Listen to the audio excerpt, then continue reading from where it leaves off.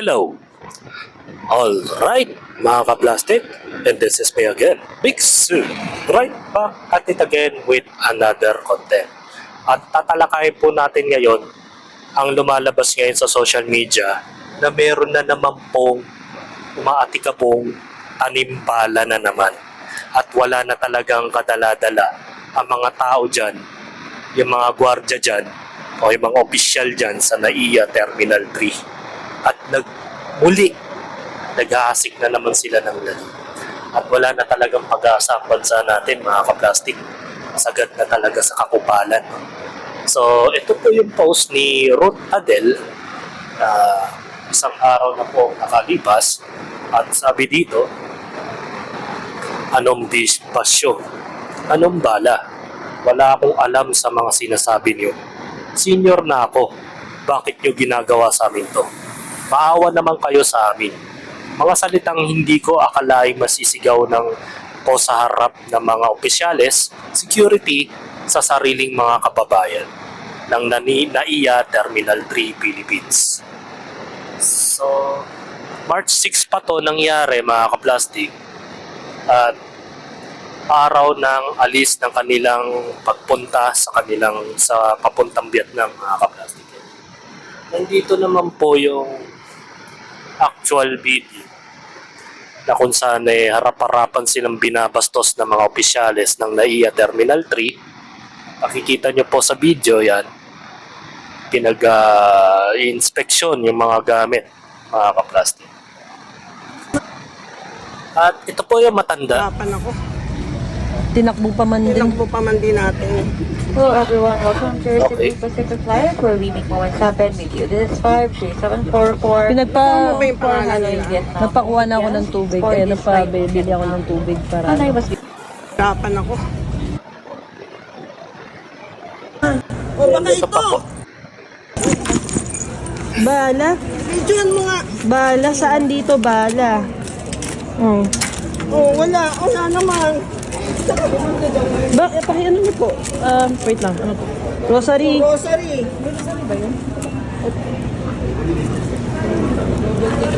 Ay, nako. Bala? mukhang hindi. May relo po ba kayo, Mami Ruth? Relo. Ang hira. Ginawa nyo sa amin. Videoan mo ah. Bastos na. Hindi. Pang-ano ko to sa ilong. Bakit bawal? Sure po Paano ba kayo naging na bawal? siya? Hindi kasi kung ano, sobra yung abala. Sobra yung abalang ginawa nyo. So hindi nga kami. So hindi nga kami. Don't worry, nakuha ko na po yung... Hindi kasi kung ano, sobra yung abala. Sobra yung abalang ginawa nyo. Grabe, no? So hindi nga kami. So hindi nga kami. Don't worry, nakuha ko na po yung pangalan nyo. Hindi nyo na po kailangan takpan. Nakuha So na po. hindi nga po kami. Yari kayo. So hindi nga po kami. Tatawa-tawa ka pa, ah. Information lang po. Marami ng information. Lumapit. Wala ako nung sa nangyari, ma'am. So hindi nga po kami. Yan lang po. Yes or no? So hindi nga po kami. Yung last Kaya ko lang kaming x-ray dito man para hindi namin ma-double check yung gamit ko. Empty shell? Parang alam ko na, di ba ano naman yan talaga? Kala ka rin.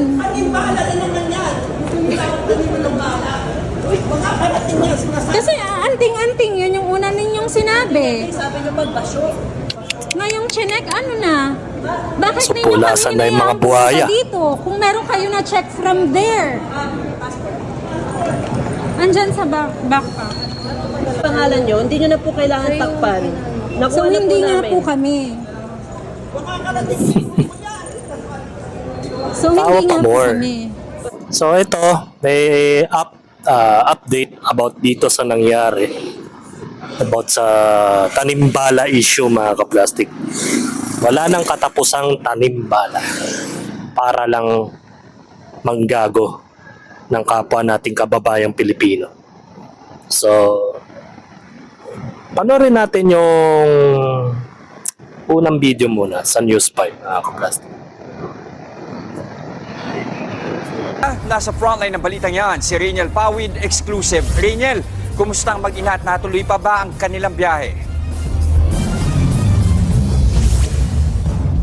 Jester, nakarating naman sa Vietnam yung mag-ina nito ring Huwebes, no? At pero dahil nga sa trauma, tila ito na raw yung kanilang huling lipad matapos nga itong nangyaring insidente. Bala, saan dito bala? Oh. Alam mo yung dulot ng traumang naranasan nila. 'Di ba? Kahit naman sinong tao, parang ayaw nang lumipad papuntang Pilipinas. Tapos ganyan ang gagawin nila. 'Di ba? At the same time, wala naman tayong dapat gawin na magtanim ng magbaon ng bala, basyo ng bala. Para saan? At yun na lang lagi ang agenda ng mga gwardyang kupal sa NAIA. Di ba recently ang pinakaunang modus operandi nila nagnakaw sila ng mga bagahe at nilulok nila yung mga laman na pera. Di ba nahuli din yun? Caught in the act sa CCTV camera. At natanggal din yun. Alam mo ang problema sa Pilipinas, dapat yung pinaka-leader nila ang dapat tanggalin din dyan eh. Palagay ko, yung pinaka-matanda dyan sa NAIA ang dapat nilang tabasan na dahil yun ang mismong ugat kung bakit di mawala-wala yung mga ganyang modus operandi na tanimbala. Nagigets nyo? Bakit hanggang ngayon, magpahanggang ngayon, meron pa rin nangyayaring ganyan? Diba? Di ba kayo nagtataka? Siguro ang tatanggalin lang nila yung mga baguhan o yung mga nakita sa social media, yung video. Pero yung pinaka-head nila, hindi nila tinatanggal. Na dapat tanggalin din yun. Kasi bakit may nangyayaring ganyang issue? Diba? Mga ka-plastic. Pakiano niyo po? Wait lang. Rosary. Halos ibulatlat na ng senior citizen na si Ruth Adele ang kanyang bag sa boarding area ng NAIA Terminal 3 nitong Huwebes. Matapos kasing makalagpas sa huling screening area, laking gulat nila ng anak na si Kai nang bigla silang sinundan ng 3 airport security officers. May dalang cellphone photo ang mga ito at sinabing may lamang bala umano ang bag ni Ruth. Pero matapos ang higit 5 minutong kalkalan, So hindi nga kami. sa isang exclusive interview, sinabi ni Kai sa News 5 na nakasisiguro siyang hindi x-ray photo ng bag ng kanyang ina ang ipinakita ng mga security officer. Yung susi, wala pong dala yung nasusi na parang susi ng motor yung nanay ko. Rosary din po, hindi po nakita doon sa scan. Napagtanto na raw ng mag-ina na nabibiktima na sila ng pambubudol sa loob ng paliparan. Sabi ko baka tanimbala to, tama tanimbala na naman kayo, no? Sa ginanong ko na. Ngayon ako nakapagsalita ng gano'n kasi talagang galit na po ako eh. Sa huli, wala raw nakitang bala sa kanilang gamit. Walang ka-remorse ni after. Kumbaga po yung eksena pagka nagsasalita po kami, tinatawanan po kami. Ang malala makikitang Ganyan naman kasi ang mga mentalidad ng mga gwardya eh. Kapag nangangatwirang ka, bubungsing ka lang ng mga hinayupak na yan.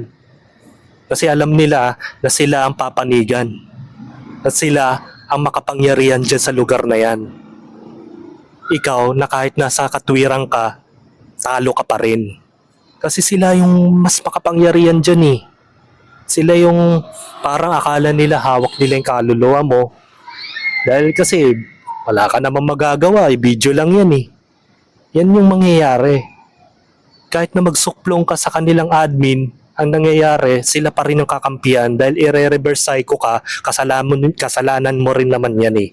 Kasi hindi ka nagpapa-inspeksyon, ganon. Lahat. Ganon ang mentalidad ng mga tao dyan. Ganon ang mentalidad ng mga gwardya. Di ko alam kung nakasyabo sila, kung bakit ganong katindi ang pagdududa nila sa ibang tao. Kasi ang alam ko, kapag ang tao ay masyadong mapagduda sa kapwa, parang mayroon niyang tinitirang shabu eh.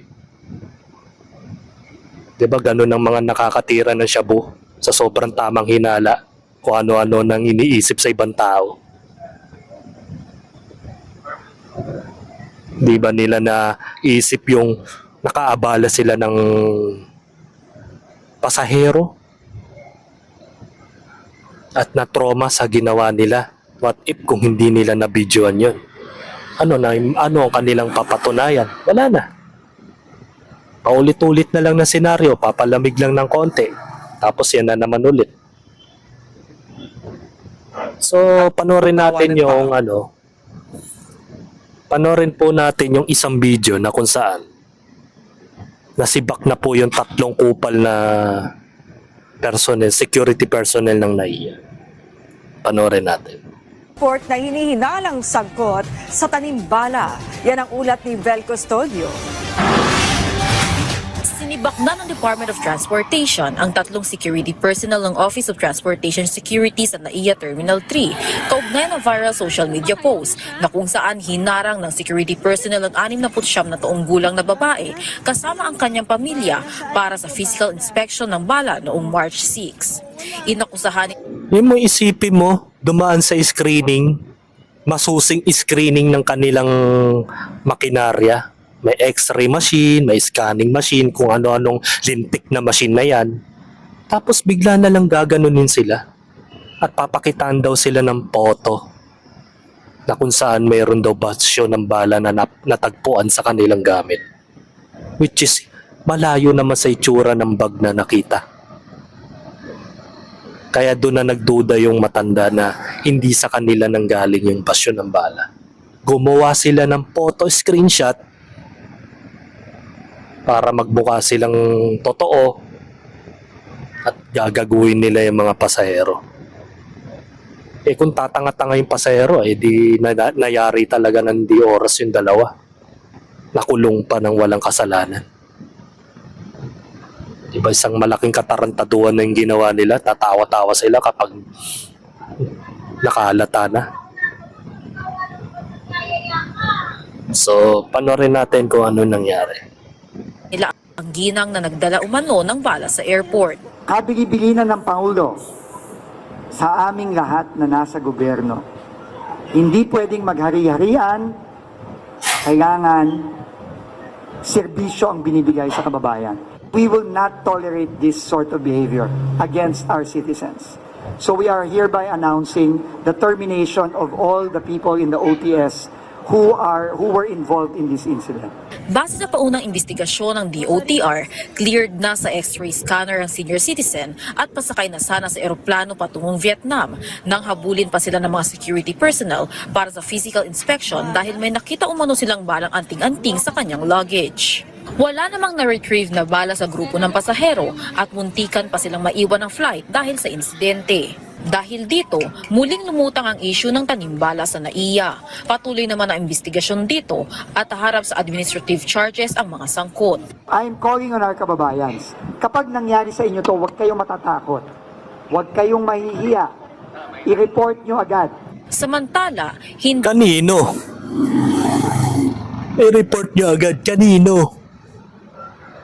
Hindi nga nila alam kung kanino sila magre-report dahil yung mga taga-opisyal dyan, kakampin din nila kakampi rin nila. Saan sila magre-report?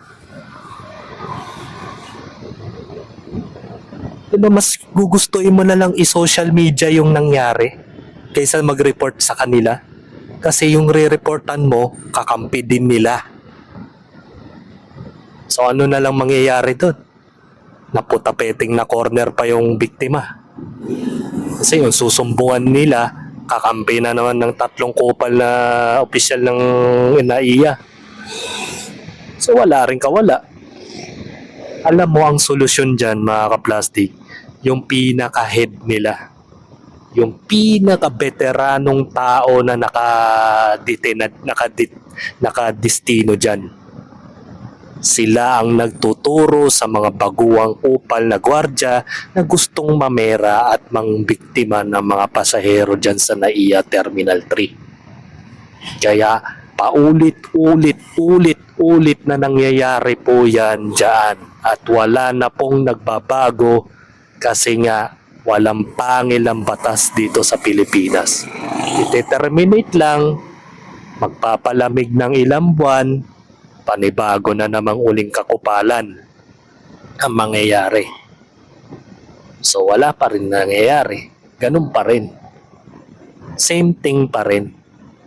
So anong sasabihin mong iwag kayong mahiyang magsumbong? Kanino?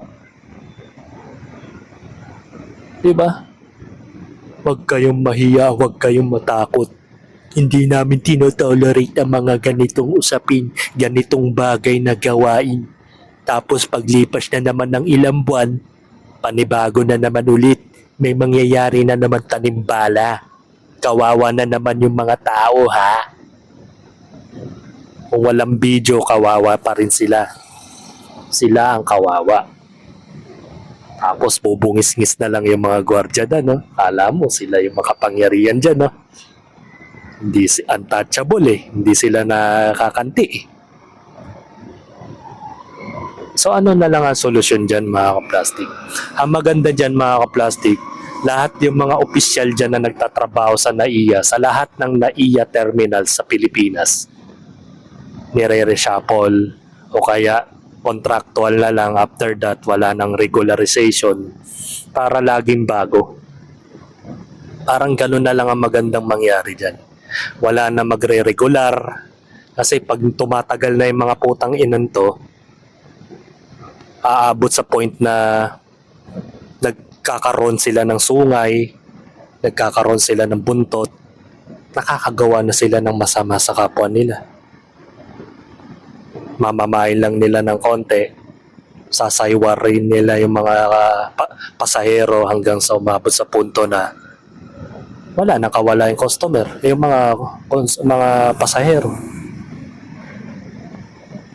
Hanggang umabot sa point na makukulong na lang ng walang kalaban-laban yung mga taong yan.